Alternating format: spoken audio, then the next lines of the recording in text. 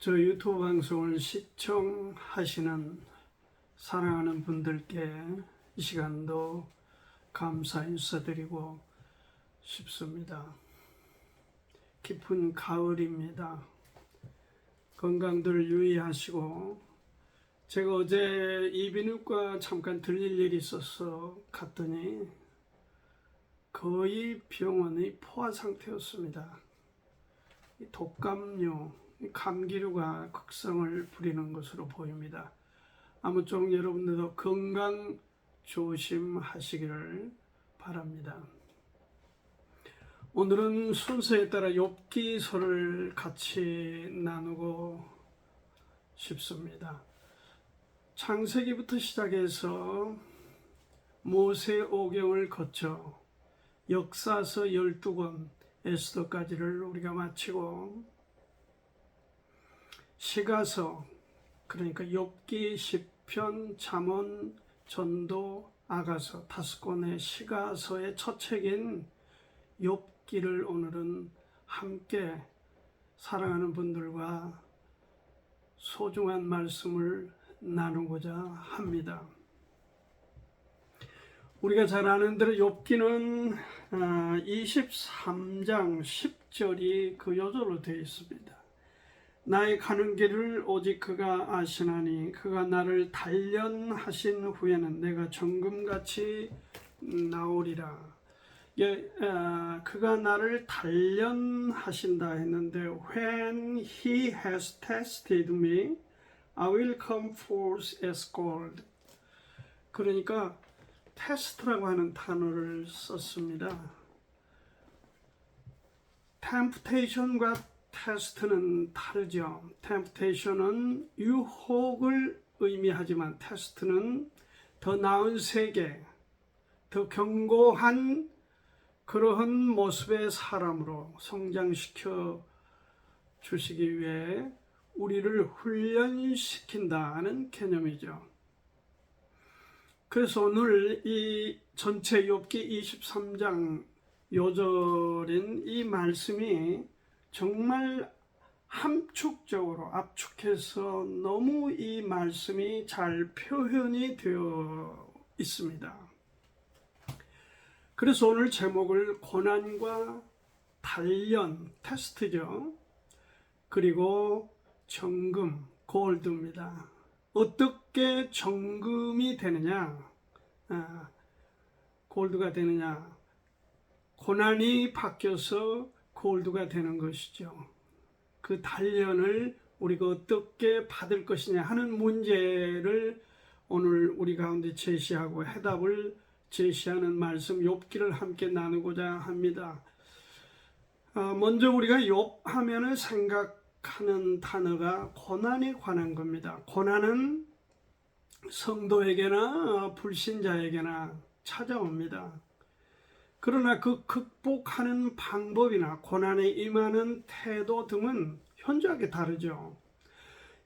주님을 모르는 세상적인 일반적으로 태어나서 살다 가는 사람들의 특징은 고난 당할 때 그 고난, 고통을 이기려고 수단, 방법을 다 써서 묘수를 찾습니다. 그리고 어떤 사람들은 술에 중독되기도 하고, 그러니까 술 기운으로 인생을 사는 것이죠. 얼마나 불쌍합니까? 그리고 어떤 사람은 한 발 더 나가 마약 같은 또 참 법적으로도 문제가 되는 것들을 손을 대기도 하고, 그렇게 해서 그 고난을, 아픔과 슬픔을 이겨보려 합니다. 그리고 누군가를 원망도 하고 비난도 하죠.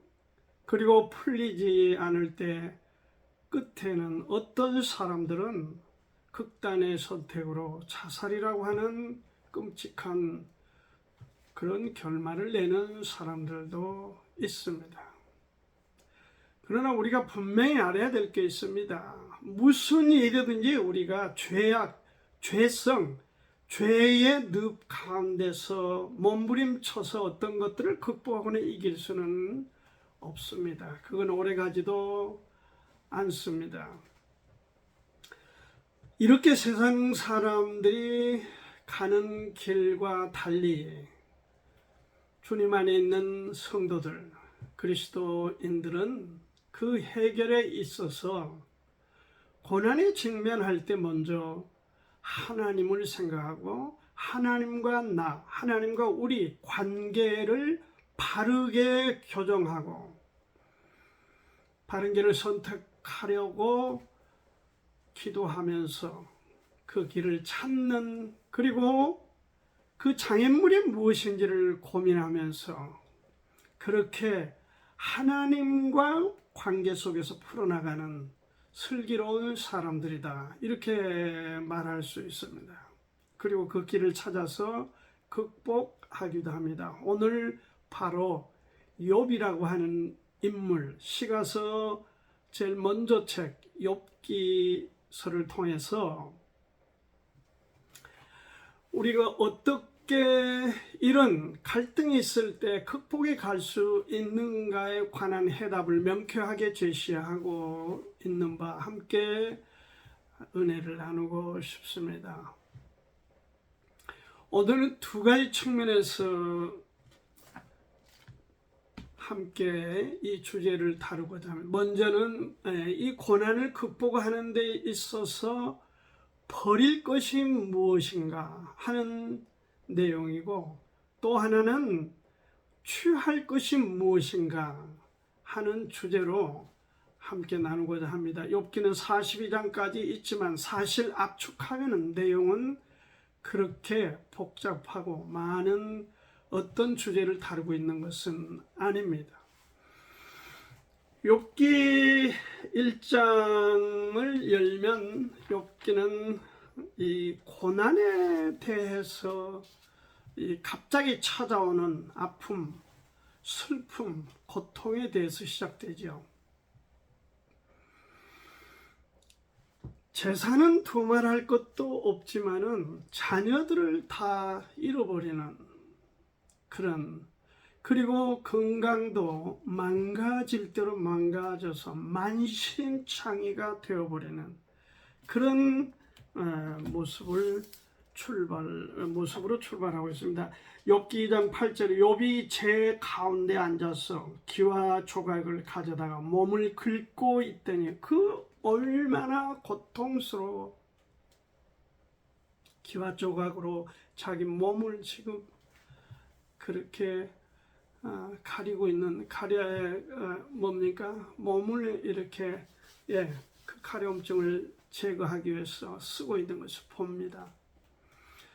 그리고 2장 9절에 보니까 이럴 때, 아플 때, 고통스러울 때, 슬플 때 함께 해주기 위해서 살아가는 배우자, 아내는 욥을 돕는, 욥을 격려하고 어떻게든 극복해서 인생을 건강하게 살아갈 수 있도록 도와야 될 위치에 있는 욥의 욥의 아내는 오히려 욥과 하나님을 욕하며 저주하며 보따리 싸는 얘기가 9절. 그 아내가 그에게 이르되 당신이 그래도 자기의 순전을 굳게 지키느냐, 하나님을 욕하고 죽어버려라, 죽으라. 정말 매서운 공격이죠. 이런 아내와 같이 사는 그런, 혹시 남편이 있다면 얼마나 슬픈 부부의 그림입니까? 원망하고 남편을 떠났습니다. 그러나 다행스럽게 먼 곳에서 이 소식을 접한 친구 4명이 욥을 찾아 욥의 아픔을 공감하면서 함께 이야기를 나누는 내용이 계속되고 있습니다. 긴 욥기의 흐름을 잡고 있습니다. 여기 그 친구 중에 한 사람인 엘리바스라고 하는 사람은 이성주의자입니다. 그리고 빌닷이란 친구는 전통주의자입니다. 상급주의자, 그리고 소발은 도덕주의자. 연단을 위한 고난이다 라고 가장 하나님 말씀에 근접한 충고를 하는 친구, 늦게 도달한 친구는 엘리후.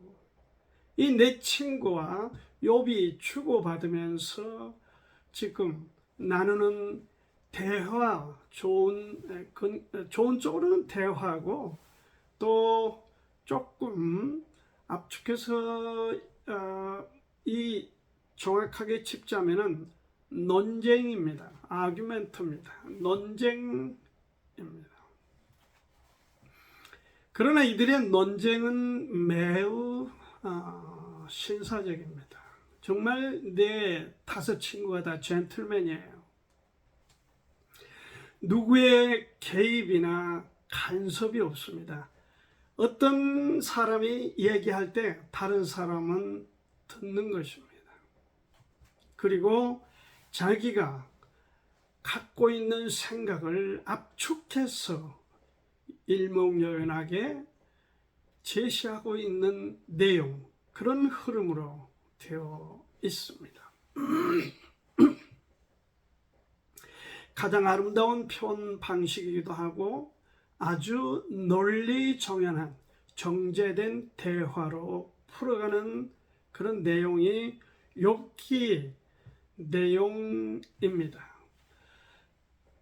가장 연장자인 엘리바스, 그는 이성주의자로서 고통은 죄 때문에 왔다. 그래서 욥의 이 고통, 그러니까 이 만신창이가 된 몸, 떠나버린 네 와이프, 그리고 잃어버리는 자녀, 잃어버린 모든 재산, 이런 하나님의 징계는 바로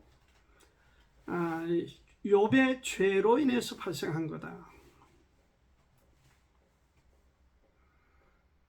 그렇게 볼 수도 있죠. 그리고 빌닷은 인과응보를 강조합니다. 상급과 보상, 이 법칙도 심은 것이 당신이 죄를 심었기 때문에 이런 결과를 거둔 것이다. 소발은 하나님이 공의로우신 분이기 때문에 욥이 무언가를 우리가 알지 못하는, 적어도 주변의 사람들은 그렇게 훌륭하다고 그렇게 칭송을 했을지라도 우리가 모르는 뭔가 하나님 앞에 네가 끔찍한 죄가 있기 때문에, 잘못이 있기 때문에 하나님의 그 공의에 저촉된 그런 네가 잘못이 있기 때문에 이렇게 결과가 된 것이다. 그리고 엘리후는 이 욥이 의롭다는 자체가 문제다. 그러면서 좀 겸손해져라.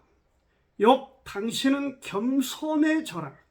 너무 네가 의롭다, 나는 옳다, 이렇게 강조하는 그 자체가 문제다.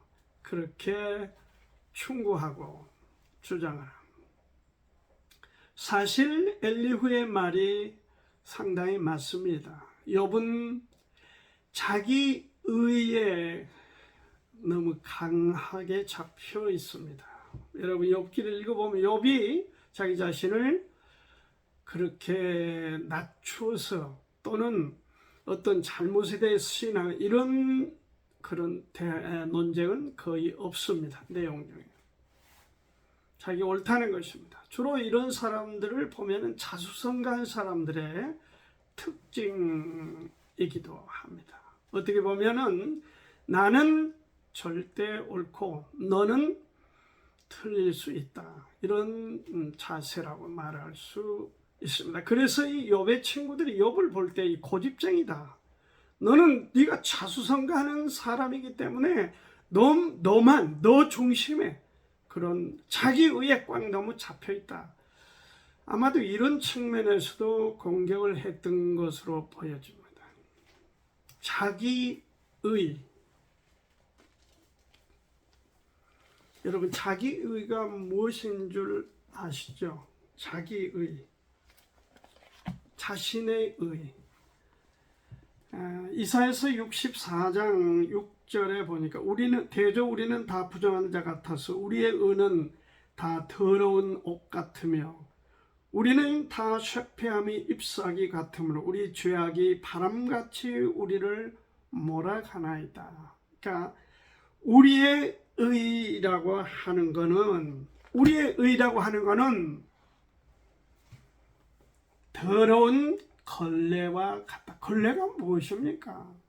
더러운 쓰레기, 더러운 것들을 닦아내는 그런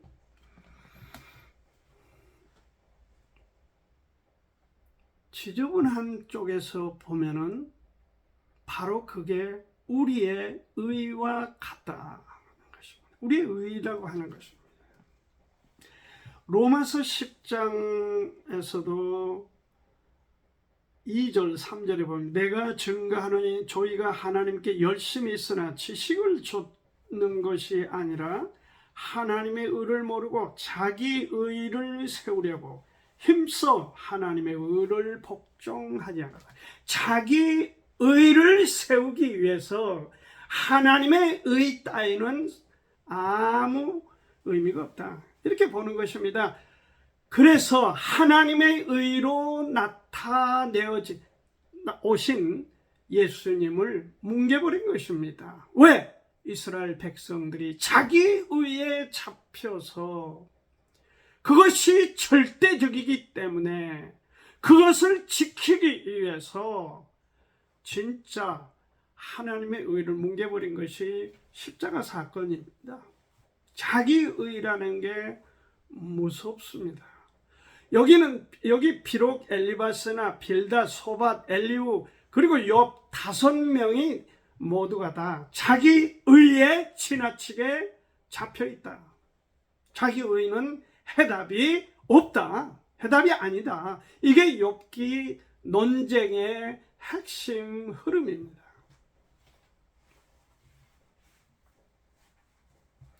여기 각자의 우리가 인간적으로 보면 다 성공한 사람들이라 할 수 있고 다 똑똑한 사람들입니다. 그리고 그러한 사람들의 말에 그 논쟁의 그 토론 주제에 따라서 우리가 보건데 그들의 말이 모두가 틀린 게 아닙니다. 일리가 있어요. 다 일리가 있어요. 그러나 하나님 앞에, 하나님의 말씀 앞에 우리가 분명히 하나 정리해야 될 거는 자기 의에 잡혀서 말을 하고 행동을 하는 사람들은 하나님께는 접근하기 어렵습니다. 어렵다는 것입니다. 어렵습니다. 자기 주장과 자기 의를 내려놓고 겸손해지는 훈련이 필요한 거예요. 그게 테스트예요. 여기 지금 보니까 테스트예요. 단련이에요. 우리들. 지금 우리 주위에 여러 모양의 사람들이 있어요. 저는 대표적인 그 자기의에 잡혀있는 인물, 지금은 물론 실패했지만은 재선 실패한 미국 트럼프라고 생각합니다. 정말 그 사람은 자기의가 대단한 사람이에요. 자기밖에 없어요. 자기 말 절대적이에요. 자기는 무조건 옳아, 남은 틀려. 이런 사람, 자기의에 강한 사람, 절대 겸손함으로 남을 섬길 수가 없습니다. 그런 사람들은 주변에 분쟁이 있고 그런 사람은 갈등을 유발시키는 그런, 최근에 이게 제가 적절한 말씀인지는 모르겠으나 한 뉴스 보도를 보고 제가 깜짝 놀란 게 있습니다. 우리나라 대통령을 지칭하여 59분 대통령이다. 그런 용어를 썼어요. 저 무슨 말인가 하고 자세히 읽어보니까 지금 우리 윤석열 대통령은 60분이 주어진 시간에 자기 말을 59분을 한다는 것이죠. 그리고 다른 사람들 얘기 1분 정도 듣는 둥 마는 둥 하는 그런 주로 스타일이라는 것입니다. 59분 대통령, 이거는 치욕적이고 치명적인 타이틀입니다. 지도자는 자기 말을 많이 하는 사람은 건강하게 리더로서 어렵습니다. 지도자는 남의 얘기를 59분을 듣고 1분 정도의 멘트를 하는 그런 사람이라야 됩니다. 남의 말끝마다 받아치고 남의 말은 무시해버리고 오직 자기 얘기하는 사람들, 그런 사람들이 주위에 많습니다. 근데 공교롭게도 우리 지금 대통령까지 이런 스타일이라 하니 그 자체로 우리가 답답해지는 것입니다. 그 자체로 좀 남의 얘기를 경청하고 자기를 좀 비우고 남의 얘기를 들어서 그것을 실천에 옮기고 좀 이런 쪽이 되면 얼마나 국민들이 달라질까, 이런 아쉬움이 그를 대할 때마다 저의 마음을 지배합니다. 우리에게도 그런 함정이 있습니다. 정말 조심해야 될 거는 여기 항상 자기 주도의 자기 그런 중심의 대화 말을 하는, 무슨 얘기가 그렇게 다 압니다. 지금 우리가 조그마한 핸드폰 하나가 손에 있는데 온 세상에 돌아가는 일을 단 1, 2분이면 다 들여다볼 수 있습니다. 다 압니다. 글을 모르는 사람은 모르지만 다 알아요. 말하지 않아도 알아요. 그런데도 자기 주도의 스타일은 마치 자기만 아는 것처럼, 어저께 했던 얘기를 오늘 다시 하면서 또 새로운 얘기를 하는 것처럼 그렇게 하는 스타일의 사람들은 절대 안정을 사람들에게 주지 못합니다. 듣고 겸손하게 받아들이고, 그런 오늘 우리 시청자 여러분들 가운데 받아들이고 도움이 됐으면 좋겠습니다. 베드로전서 2장 한 곳을 제가 읽겠습니다.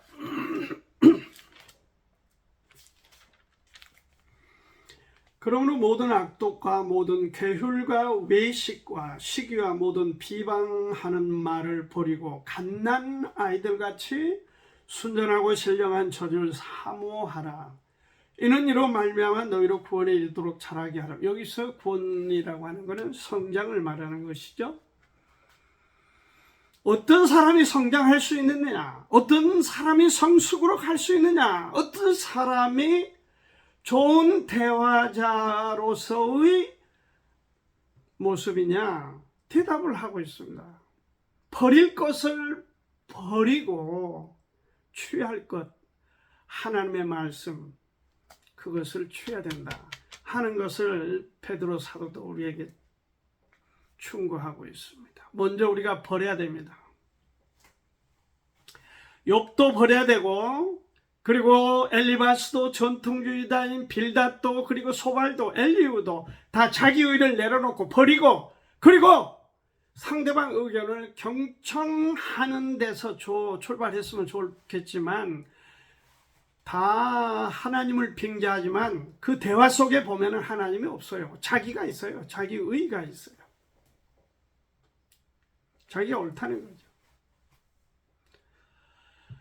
파스칼이라는 철학자는 유명한 말을 우리에게 남겼습니다. 나는 인간의 모든 분쟁의 사실, 즉 자기 방에 조용히 머물러 있지 못한 데서 비롯됨을 깨달았다. 자기 방에서 조용히 머물러 있지 못한 데서 사람들의 혼란이 야기되고 있다. 갈등이 유발되고 있다.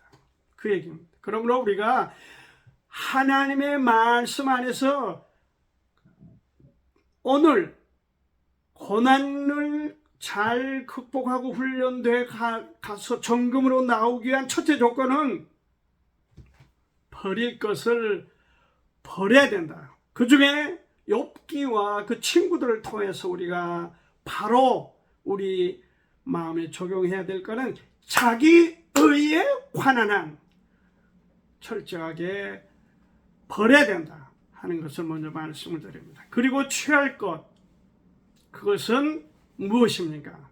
바로 하나님입니다. 하나님이 무엇이라 말씀하셨냐? 예수님께서 무엇라 말씀하셨냐?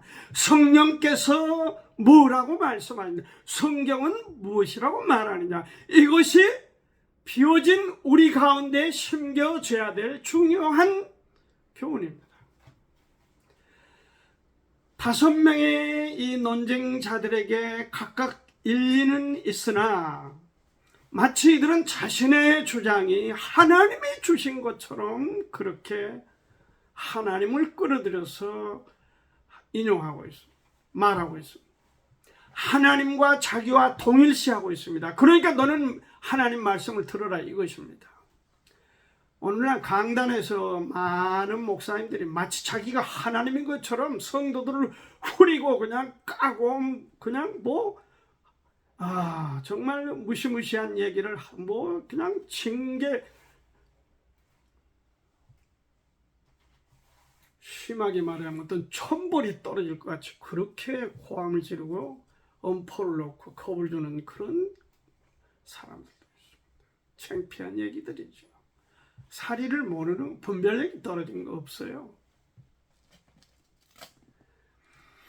이거는 뭐냐? 내가 곧 하나님이다. 그 얘기예요. 누가 하나님이에요? 내가 말하는 스피커인 내가 하나님이다. 마치 5 하나님이 앉아서 지금 논쟁을 하면서 진짜 하나님을 빙자하지만은 진짜 하나님은 따로 계세요. 그런 꼴이에요. 이 지금 모양이. 진짜 하나님이 언제 나타나셨냐? 이들이 다 말을 하고 이제 미천이 떨어져서 입을 다물 즈음에 진짜 하나님이 나타나셨습니다. 여기 지금 욥기를 우리가 쭉 읽어보면은 후반에 가서 진짜 하나님이 나타나십니다. 누구에게 먼저 나타나십니까? 욥에게 왜? 욥이 그래도 가장 하나님께 근접되어 있는, 진짜 하나님께 근접되어 있는 인물이기 때문에 욥에게 나타나신 것이죠. 가짜들의 논쟁을 하나님이, 진짜 하나님이 오래 참으신 거죠.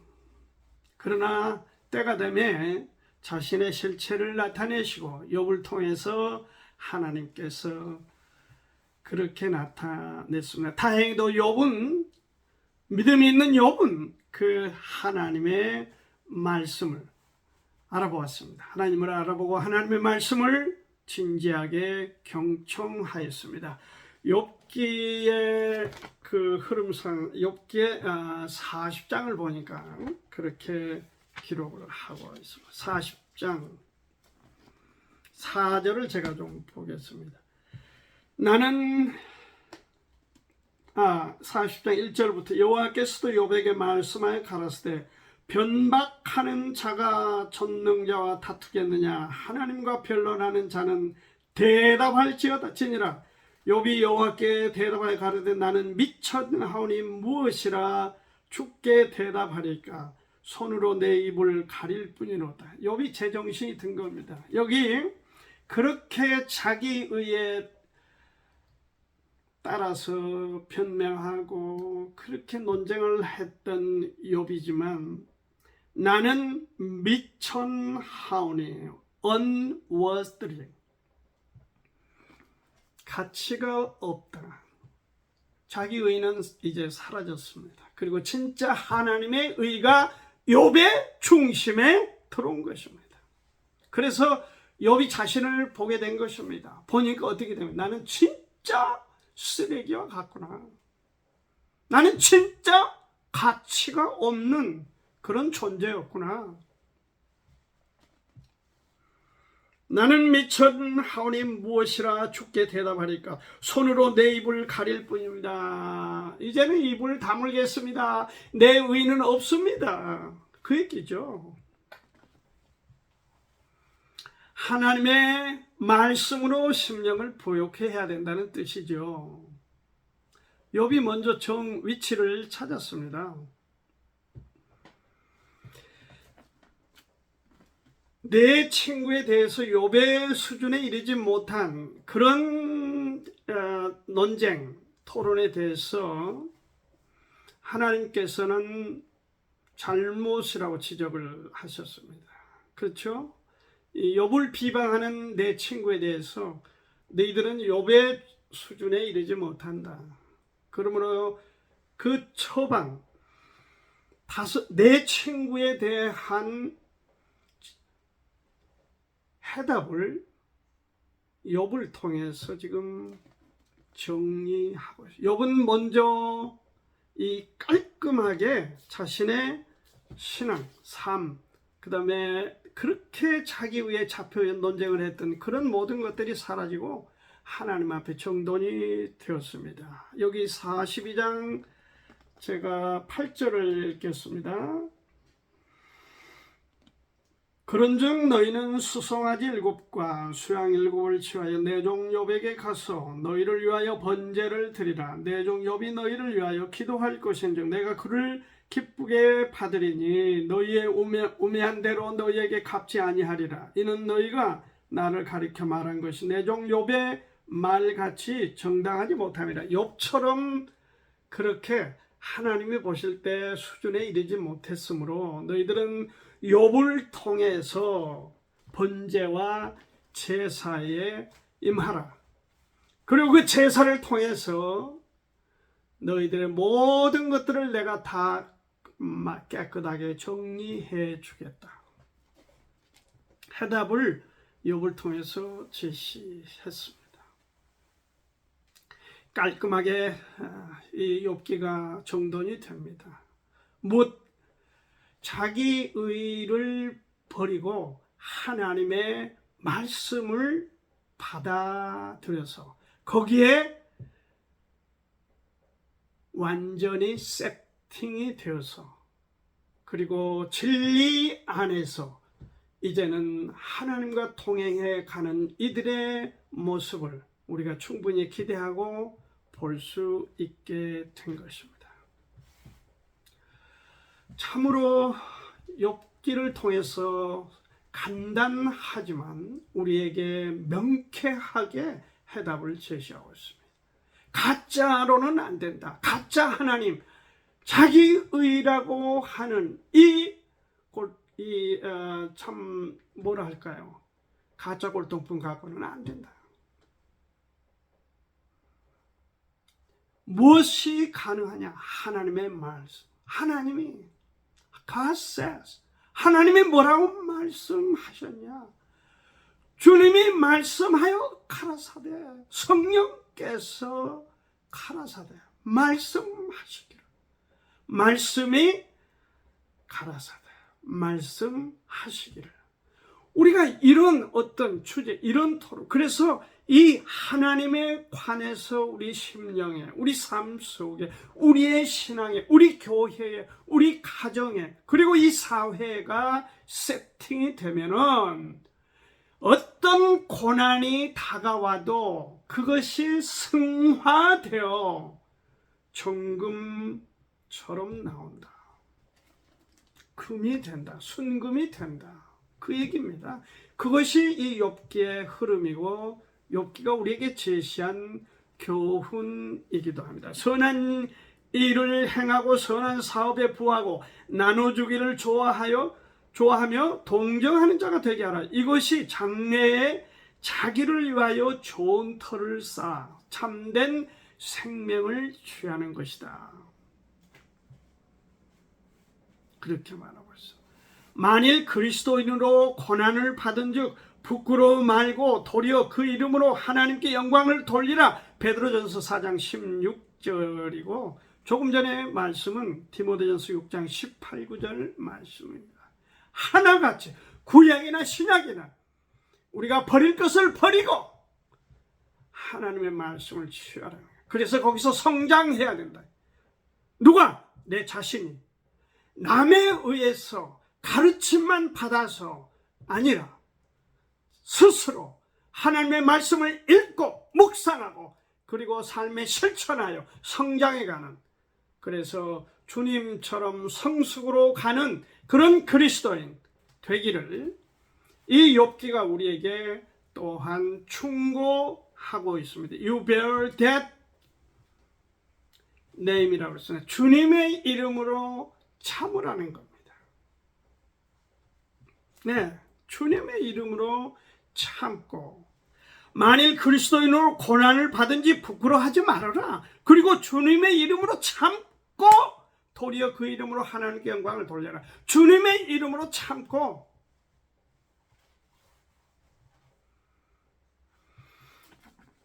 자기 의를 버리고 하나님의 의를 취하여 훌륭하고 건강하고 아름다운 삶으로 성장하고 나아가는 축복의 사람들이 되기를 바랍니다. 감사합니다.